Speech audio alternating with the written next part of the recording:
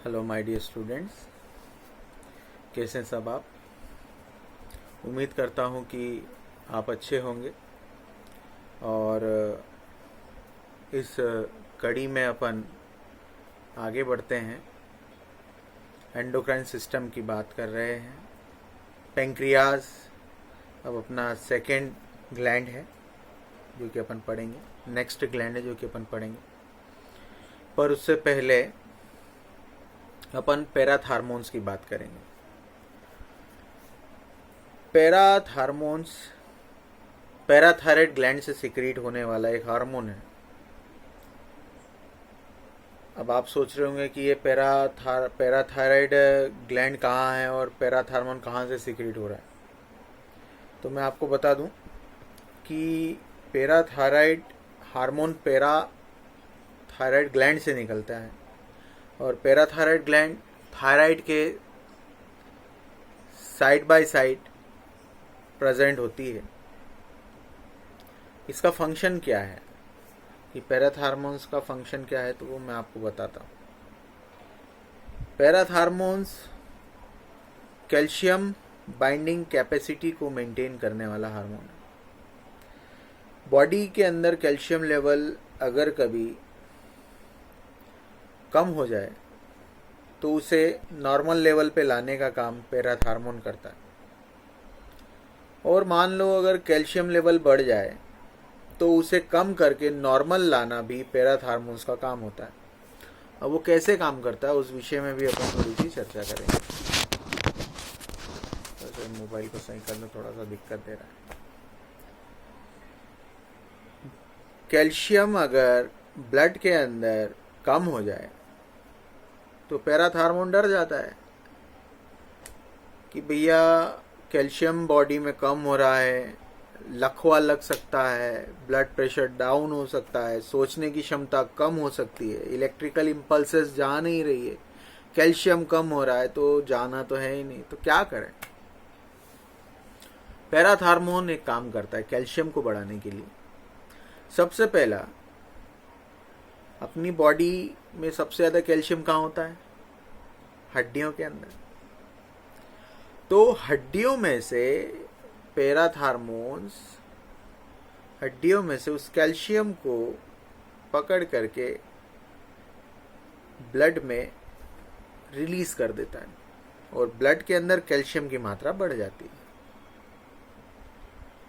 और क्या करता है पैराथार्मोन अगर कैल्शियम लेवल डाउन हो जाए बॉडी में? तो दूसरा काम ये करता है कि भैया किडनी से जो यूरिन के थ्रू कैल्शियम बाहर जा रहा था, किडनी के अंदर जाकर के बोलता है कैल्शियम, एक एग्जांपल दे रहा हूं कि भैया कैल्शियम प्लीज रीएब्जॉर्ब हो जाओ, और किडनी से कैल्शियम रीएब्जॉर्ब हो जाता है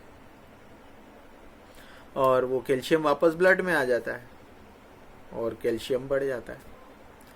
तीसरा पॉइंट, कैल्शियम की मात्रा कम है और क्या कर सकता है बढ़ाने के लिए पैराथार्मोन? तीसरा काम ये करता है कि इंटेस्टाइन में जो कैल्शियम स्टूल के थ्रू बाहर जा रहा था वहां से भी कैल्शियम रीएब्जॉर्ब हो जाता है इंटेस्टाइन में और ब्लड में चला जाता है। कुल मिलाकर के पैराथार्मोन ब्लड के अंदर कैल्शियम लेवल को अगर नॉर्मल कम हो गया है तो उसे बढ़ाने का काम इन तीन चीजों के कारण करता है। पहला, किडनी से बाहर जाने से रोकना, स्टूल के थ्रू बाहर जाने से रोकना, और हड्डियों से कैल्शियम को निकाल लेना और खून में डाल देना, जिससे खून के अंदर कैल्शियम जो कम हो रहा था वो अब ठीक हो जाए। पैराथार्मोन का ये काम। एक और काम है, कैल्शियम अगर ब्लड में बढ़ जाए तो क्या होगा? मिर्गी आने लगेगी, इलेक्ट्रिकल इम्पल्सेस बहुत जनरेट होगी, हार्ट बहुत तेजी से धड़केगा, ब्लड प्रेशर बढ़ जाएगा। ब्रेन के अंदर इलेक्ट्रिकल इम्पल्सेस कैल्शियम बढ़ने के कारण बहुत तेजी से बढ़ने लगती है। इंसान छोटी से छोटी चीज भी अगर सोच रहा है तो उसे बहुत बड़े लेवल पर ले जाता है। इंसान डिप्रेशन में चला जाता है। आज किसी ने कुछ बोल दिया तो वही दिन रात सोचने लगता है कि मुझे उसने ऐसा क्यों बोला, परेशान हो जाता है, चिढ़ जाता है, पागल हो जैसे व्यवहार करने लगता है, छोटी से छोटी चीज के बारे में भी सोचने लगता है, बहुत डीप में चला जाता है। अगर कैल्शियम लेवल बढ़ जाए तो इंसान बहुत ज़्यादा सोचने लगता है, बैठे बैठे रो देगा छोटी सी बातें हो जाए तो ऐसी कंडीशन में कैल्शियम लेवल अगर बढ़ जाए तो उसे कम करने के लिए भी ईश्वर ने पैराथार्मोन दे रखा है, गले से निकलता है। पैराथार्मोन ये करता है अगर कैल्शियम बढ़ जाए तो किडनी को बोलता है भाई जल्दी से यूरिन के थ्रू तुम कैल्शियम को बाहर निकालो, बहुत है हमारे पास में कैल्शियम, नहीं चाहिए इतना। दूसरा क्या करता है, इंटेस्टाइन को बोलता है कि कैल्शियम को लेके जाओ, स्टूल के थ्रू बाहर निकाल देता है। तीसरा ये करता है कि हड्डियों से कैल्शियम को आने नहीं देता खून में, भाई कैल्शियम तुम हड्डियों में ही ठीक हो, खून में आने की जरूरत नहीं है। तो ये पैराथार्मोन का काम है, कैल्शियम लेवल को मेंटेन करना। सब मेंटेन है, बढ़िया चल रहा है, पैराथार्मोन अपने साथ है तो किस बात के लिए परेशान, बिल्कुल नहीं। आज अपन और एक और ग्लैंड की बात करने जा रहे हैं जिसका नाम है पेंक्रियास। देखो बोर मत होना, नहीं तो तुम वीडियो को स्किप कर दो और आगे बढ़ जाओ। वीडियो के हर एक पार्ट को थोड़ा सा समझो। जैसे वीडियो खत्म होती है ना तो बीच बीच में उसको स्टॉप करके उस चीज को पढ़ने की कोशिश करो। बात करें पेंक्रियास की। पेंक्रियास एक्सोक्राइन ग्लैंड भी है और एंडोक्राइन ग्लैंड भी है, यानी बाह्य ग्रंथि और अंदरूनी ग्रंथि दोनों उसे खिताब दिया हुआ है। क्यों भाई ऐसा बोल रहे हैं सर? वो मैं इसलिए बोल रहा हूँ कि पेंक्रियास पेंक्रिएटिक जूस भी निकालता है, डाइजेस्टिव जूस भी निकालता है, जिसे पेंक्रिएटिक जूस कहते हैं। इसलिए उस ग्लैंड का नाम है एक्सोक्राइन ग्लैंड भी पड़ा। और पेंक्रियास हार्मोन भी निकालता है, इसीलिए उसे एंडोक्राइन ग्लैंड भी कहते हैं। पेंक्रियास 4 प्रकार के हार्मोन निकालता है। पहला जो है ग्लूकेगॉन, दूसरा इंसुलिन, तीसरा सोमेटोस्टेटिन और चौथा पेंक्रिएटिको पॉलीपेप्टाइडेज। पहला ग्लूकेगॉन, दूसरा इंसुलिन, तीसरा सोमेटोस्टेटिन और चौथा पेंक्रिएटिको पॉलीपेप्टाइडेज। अब इनके क्या काम है? एक लोता पेंक्रियास 15 से 20 सेंटीमीटर का होता है, डियोडिनम में जुड़ा हुआ होता है। ये पेंक्रियास समझ लो और ये डियोडिनम समझ लो, ऐसा जुड़ जाता है। पेंक्रियास में ये जो 4 जादुई हार्मोन है ये अपना बहुत बड़ा काम निभाते हैं। अगर एक हार्मोन भी कम हो जाए, निकलना आज बंद हो जाए या बहुत तेजी से निकले, जान चली जाएगी भाई, बहुत मुश्किल है। ये कीमती जिंदगी को संभाले हुए हैं ये हार्मोन। एक भी कम हो जाए, इंसुलिन भी अगर कम हो जाए तो रोज खाना खाने के बाद खाना खाने से पहले इंजेक्शन लगाना पड़ता है। वो तकलीफ झेलने वाले इंसुलिन डायबिटीज के पेशेंटों से पूछो कि रोज थाली सजी हुई है और बेचारे इंजेक्शन लगाते हैं, दर्द झेलते, खाने से पहले दर्द झेलना। जिनके अंदर ये हार्मोन्स कम होते हैं उनसे पूछो। तो उन्हीं हार्मोन्स की आज मैं बात करने वाला हूँ। तो सबसे पहले मैं बात करूंगा इंसुलिन की। पेंक्रियास से निकलने वाला ये हार्मोन बीटा सेल से निकलता है। लैंगरहैंस ग्रुप ऑफ सेल है पेंक्रियास के अंदर, उसे लैंगरहैंस कहते हैं। उससे निकलने वाला ये हार्मोन इंसुलिन बीटा सेल से निकलता है। अब उसका क्या काम है इंसुलिन का? ध्यान से सुनो, देखो ध्यान से। इंसुलिन का काम है एक्सेसिव शुगर ब्लड के अंदर जो है, अत्यधिक मात्रा में कोई व्यक्ति के शरीर में अगर शुगर लेवल बढ़ा हुआ हो जाए तो उस एक्सेस शुगर को, कार्बोहाइड्रेट जिसे अपन कहते हैं, उसे नॉर्मल बनाने के लिए इंसुलिन वर्क करता है। अधिक शक्कर को, एक्सेसिव शुगर को कैसे कम करके नॉर्मल बना दिया जाए, इंसुलिन का काम यही है। आज मैंने ढेर सारे गुलाब जामुन खाए नहीं है, बता रहा हूं आपको एग्जाम्पल। आज मैंने रसगुल्ले खा लिए और भी बहुत सारी मिठाइयाँ खा ली। तो वो मीठा, वो शुगर, वो कार्बोहाइड्रेट मेरे स्टमक में गया। स्टमक में जा करके इंटेस्टाइन में गया।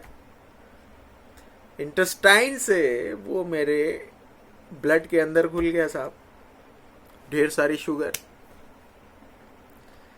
माइटोकॉन्ड्रिया में वो जा रही है शुगर।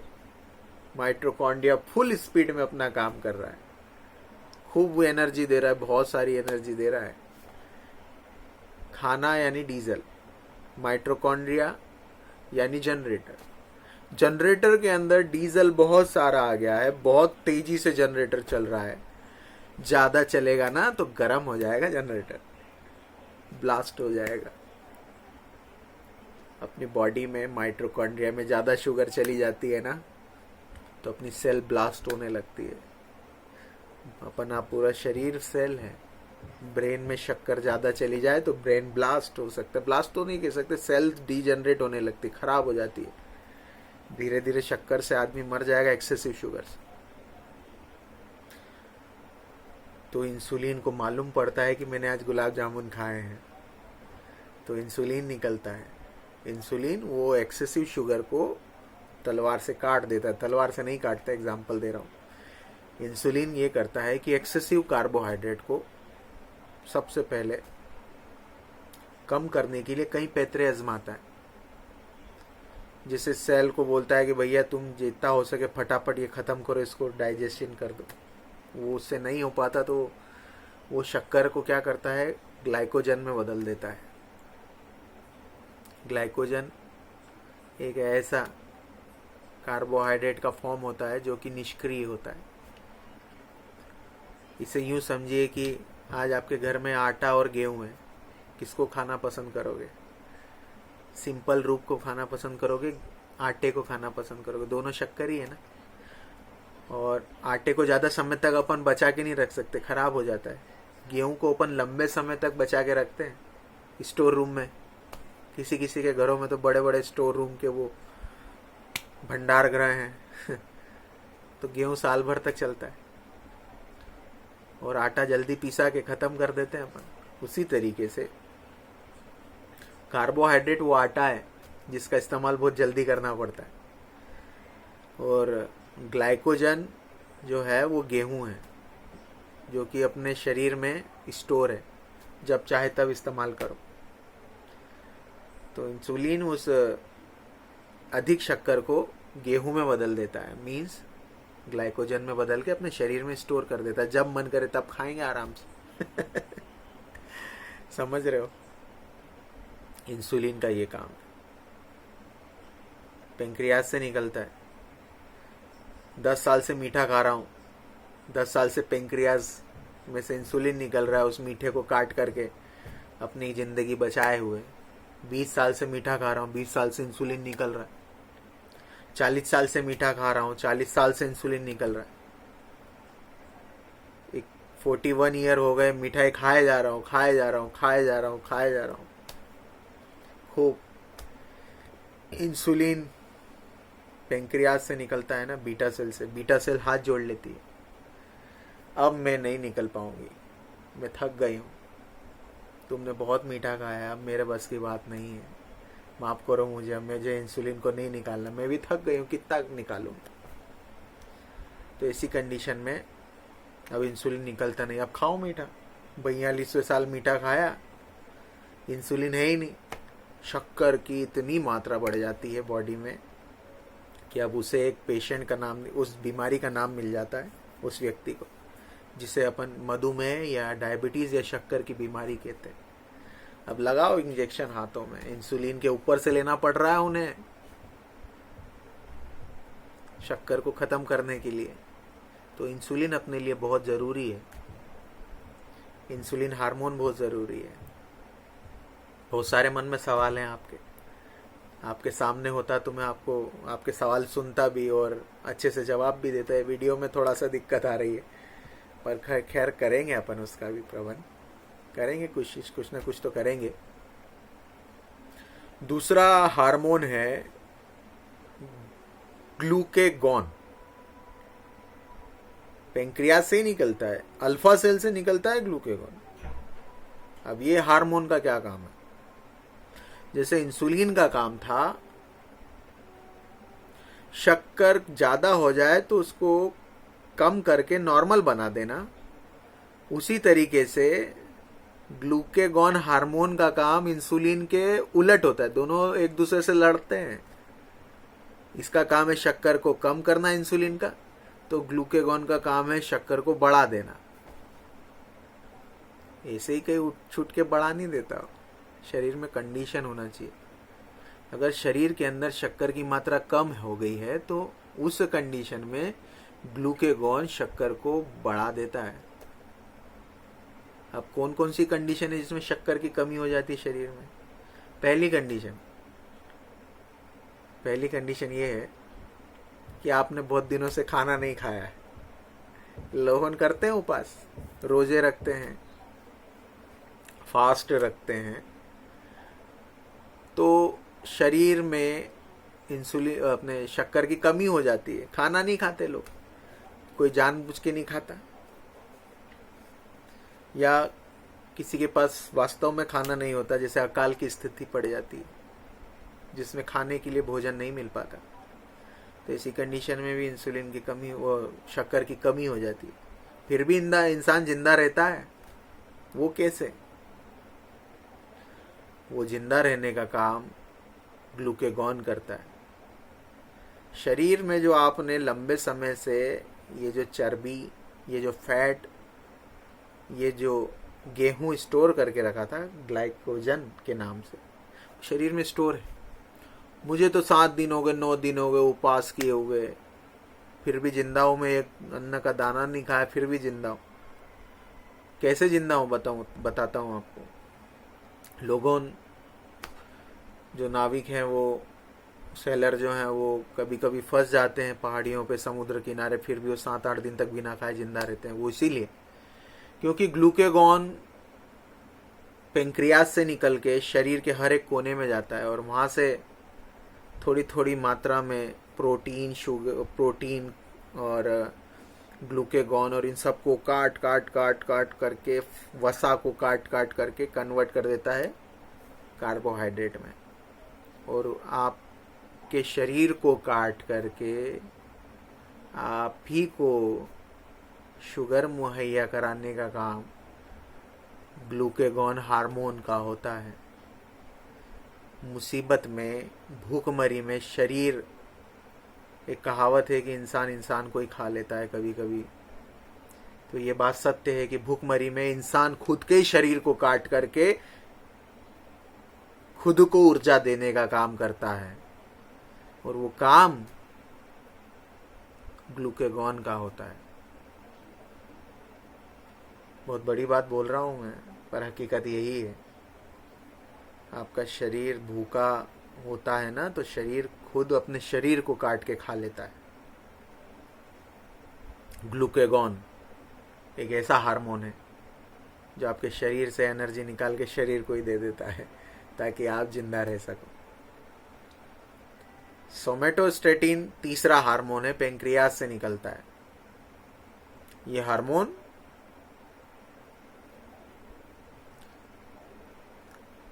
ये दोनों हार्मोन को चलाता है, इंसुलिन को भी और ग्लूकेगॉन को भी। कंट्रोल करने वाला कोई तो सिपाही चाहिए, वो सोमेटोस्टेटिन है। और चौथा है पैंक्रियाटिको पॉलीपेप्टाइडेज। ये रिसर्च इस पे चल रही है, पर मान्यता है कि पैंक्रियाटिको पॉलीपेप्टाइडेज ये तीनों हार्मोन को कंट्रोल करता है। ऐसा लिखा हुआ है किताबों में, मन से कोई बात नहीं बोलता हूँ, बरसों से दिमाग में स्टोर है, और नई अपडेट भी मैं किताबों के माध्यम से पढ़ता रहता हूँ, तो मैं आपको ये लेक्चर में कह रहा हूँ, ध्यान से सुनिएगा। तो ये 4 हार्मोन है, इंसुलिन, ग्लूकेगॉन, सोमेटोस्टेटिन और पैंक्रेटिकोपॉलीपेप्टाइड। गलती से इंसुलिन मनमानी कर ले, आज मेरे को बहुत सारा निकलना है आज, तो आपके शरीर में शुगर की मात्रा कम हो जाएगी, चक्कर आने लगेंगे, हाइपोग्लाइसीमिया में चले जाओगे, शक्कर की मात्रा कम हुई तो वीक हो जाओगे, अंधेरा छा जाएगा, पसीना आने लगेगा ढेर सारा। जिसको शक्कर की कमी हो जाती है उसे बहुत पसीना आता है।